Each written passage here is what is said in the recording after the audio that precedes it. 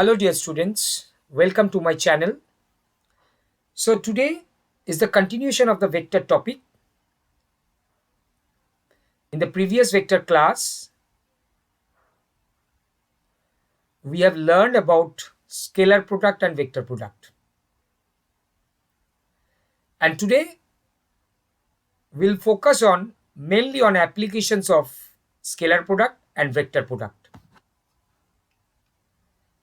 So first application of dot product or scalar product is you can find out the angle between two vectors, theta. So already you are aware of that a vector can be written in the form of a component. So a1, a2, a3 are the projections on the x direction, y direction, and z direction. And I cap, j cap, k cap are the unit vectors. So a can be written as a vector, vector a1 I cap plus a2 j cap, a3 k cap.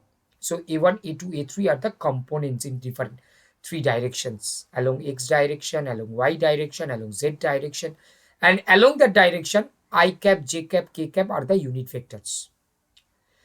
And similarly we can express b in terms of the components b1, b2, b3, and you know that the dot product between a and b is can be taken as a dot b equal to modulus of a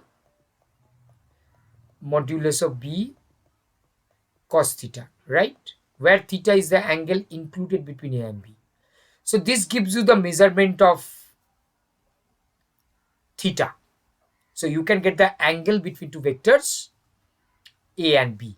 So this is your a vector, length of this portion, and this is your b vector actually. So you can get cos theta is equal to a dot b by modulus of a modulus of b from this scalar product. So this is the first application. This is the first utility. Next, we can define work done by a force by vector dot product. So work done, actually the magnitude of force in the direction of motion times the distance moved. Actually, if F be the force and R be the distance moved, then F dot R. So suppose you have a force like this, F, and this is the point of application of the force, A, and suppose the A point moves to B after the application of the force. So you can calculate AB. So AB, distance of AB is, suppose AB vector can be measured by R, then your work done is a scalar quantity.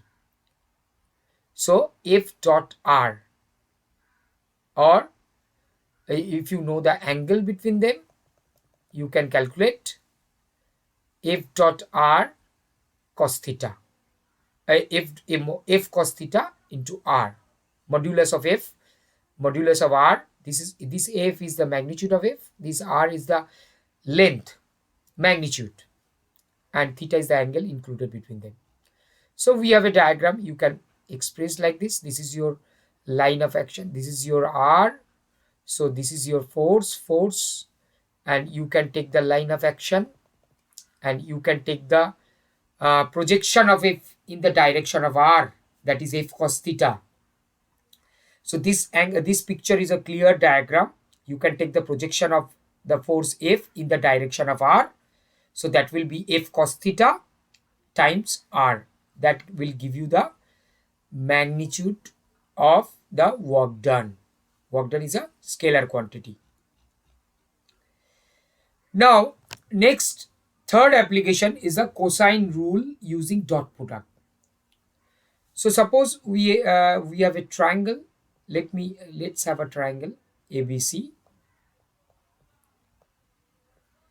and AB vector is C, BC is A, and CA is B vector that we define. So naturally A plus B plus C equal to 0 vector.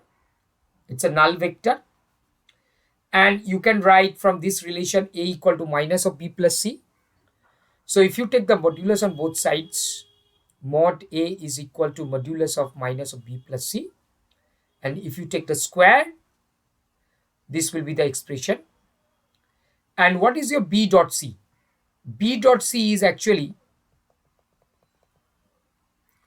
B dot C, the angle between the two vectors. This is the thing. So B dot C is actually this angle, that is, oh sorry, this is not C. This is your, sorry, this is not B dot C. You can take B dot C, you can extend B in that direction. So this is your, this angle is pi minus A. So B dot C, actually the dot product between the vectors B and C, and you can see that the angle between B and C is pi minus A. So that is why it is written twice modulus of B, modulus of C, cos of pi minus A, cos theta. So from this, you can get A square equal to B square plus C square minus twice BC cos A. So also you can write in the more simplified form, A squared minus B squared plus C squared by twice BC, right? This is, you can say, about the cos A. Similarly, you can find another cosine formula for cos B, that will be B squared minus C squared. Oh, this will be minus again, yeah, okay, okay. Let me check the calculation, yeah. So you are taking this one, so it will be B squared plus C squared minus A squared, right? This will be the result. You see, if you take this one, so twice BC and cos A, that is equal to B square plus C square minus A square. So cos A equal to B square plus C square minus A square by twice BC. Similarly, you can write cos B and cos C. So these are your cosine rule using the dot product. So you can see the clear diagram here. Similarly, you can say this is your pi minus B and this is your pi minus C. And all the rules are can be clarified. Now, let's have physical interpretation of cross product. Now, the question is, what is the physical interpretation of cross product or vector product? First, we can explain about moment of a force. This is another application of cross product. So, moment of a force is the tendency of a force so to twist or rotate an object. Okay, that is the idea from the physics. So the moment f of f about p, suppose p is any point here, and this is the force, suppose, okay, this is the force, suppose this is your f is the force and p is the point.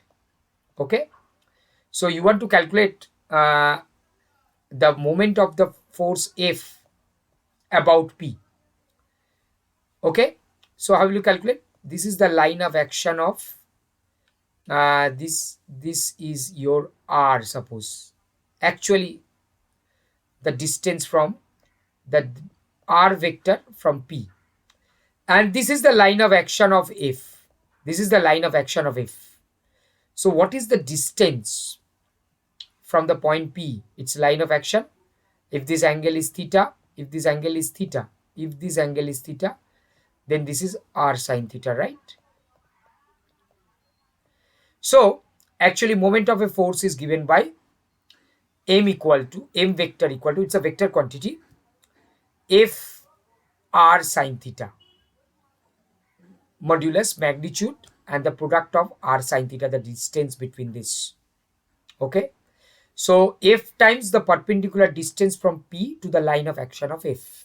Then if r is the vector from p to the initial point of q, if this is your q point, initial point of f, then pq.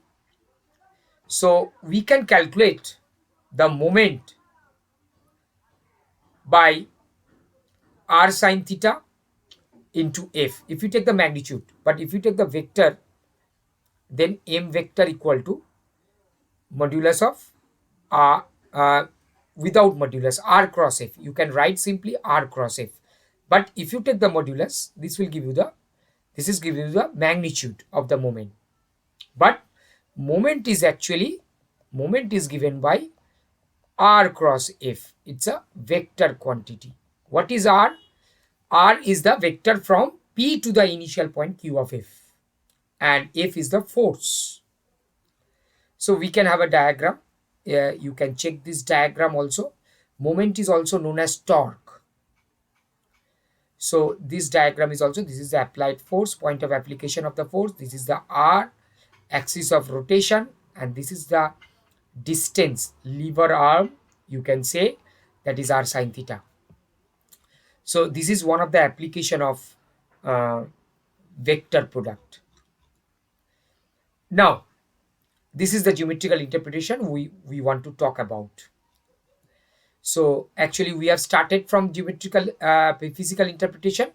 This is our physical interpretation, that it represents the moment of a force. And now we have geometric interpretation of a vector product. So you look at the diagram, the sides, actually OA and OC are the two sides of a parallelogram, right? So we have completed the parallelogram, and OA vector is given by A vector and OC vector is given by B vector, and the angle between them is theta. So naturally you can calculate A cross B, and if you take the modulus, that is mod A mod B sine theta. But you see, 2 into half of 2 into half of 2 into half of 2 into half of mod A mod B sine theta. Actually this gives you the area of the triangle. Area of the triangle AOC. Why? Mod B sine theta is the height. So this will give you, this measurement inside the bracket will give you the area of the triangle AOC. So twice area of AOC, it will give you the parallelogram. Area of parallelogram. Twice, because a parallelogram is twice the area of the triangle. And if you know the parallelogram, area of the triangle will be half of the area of the parallelogram. So parallel mod of A cross B actually geometrically represents the area of the parallelogram. So A cross B is said to be the vector area. Vector area. If you take the modulus, it will give you the magnitude, whose adjacent sides are OA and OB. But in this case, you have OA and OC. Yeah, this should be C, OC. Okay, so this is one of the. Next, if A and B are diagonals of a parallelogram, and its area will be half A cross B. So you can check that if A and B are the diagonals of a parallelogram, in that case also, its area will be half A cross B, because your OC will be A and AB will be B.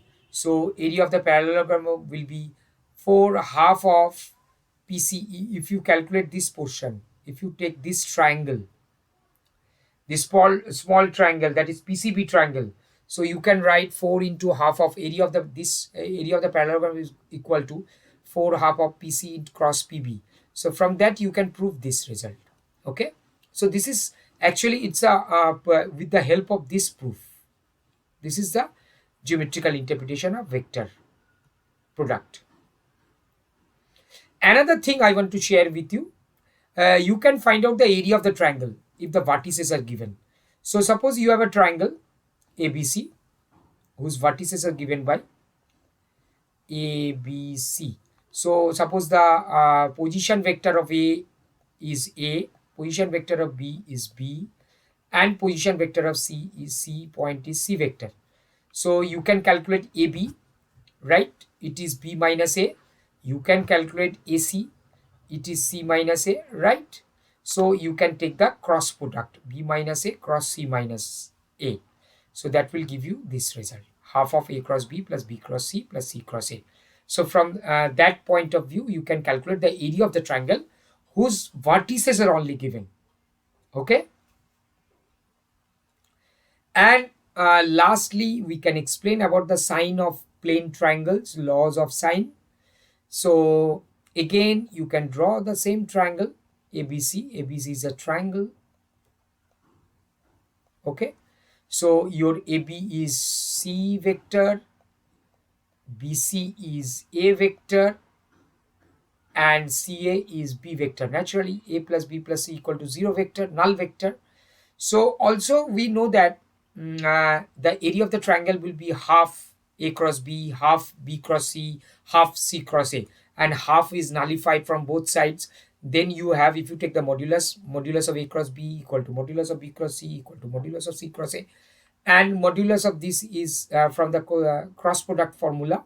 You know that mod A mod B sine C, mod A mod B mod C sine A, mod C mod A sine B. If you divide the throughout by ABC, you will get this sine formula.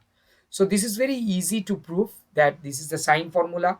So in this lecture today, we have talked about mainly the applications of vectors in the preliminary level, that is in the suppose in +2 level we are talking about the vectors, and maybe for general courses undergraduate level. So these are the main applications, and there are a lot of applications in physics. You can calculate everything without vector is a very important part of the physics and mechanics. Okay, that's all for today. Thank you all.